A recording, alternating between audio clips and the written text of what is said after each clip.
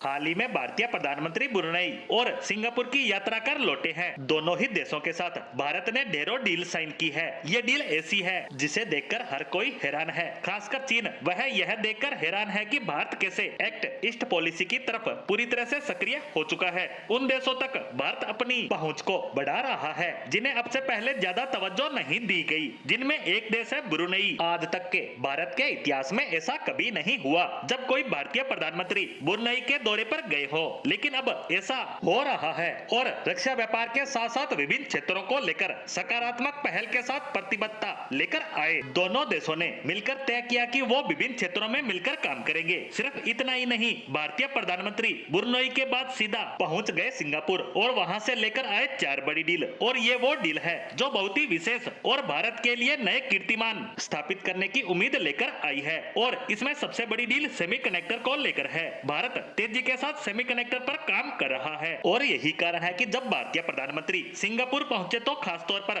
भारत की नजर उस डील पर थी जिसे पूरी दुनिया बड़े समझौते के रूप में देख रही थी। वहीं पीएम सिंगापुर की संसद भी पहुंचे और उसके बाद दोनों देशों के नेताओं ने एक दूसरे के साथ मंत्रियों और अन्य प्रतिनिधि मंडलों की मौजूदगी में मुलाकात की। और उसके बाद वो समय भी आया जब दोनों देशों के मंत्रियों और प्रतिनिधि मंडलों ने वो करार किए जो आने वाले दिनों में दोनों ही देशों के लिए फायदे का सौदा साबित होगा। Bharat Singapore semiconductor ecosystem partnership को लेकर भी एमओयू पर साइन हुए। दोनों देश सेमीकंडक्टर क्लस्टर डेवलपमेंट और सेमीकंडक्टर डिजाइन और मैन्युफैक्चरिंग पर फोकस करेंगे। बीते कुछ दशकों में सिंगापुर ने वैश्विक वैल्यू चेन में अपना विशेष स्थान कायम किया है। सिंगापुर अपनी इस पोजीशन को बनाए रखने के लिए हार्ड और सॉफ्ट दोनों तरह के इंफ्रास्ट्रक्चर में निवेश करना जारी रखेगा और सिंगापुर यही उम्मीद भारत से लगाए हुए है। भारत खुद को सेमीकंडक्टर हब बनाने का सपना देख रहा है और इस क्षेत्र में अपना सबसे बड़ा और ऐतिहासिक कदम रखने की तैयारियों में जुटा हुआ है। तब विभिन्न देशों का आगे आकर भारत का समर्थन करना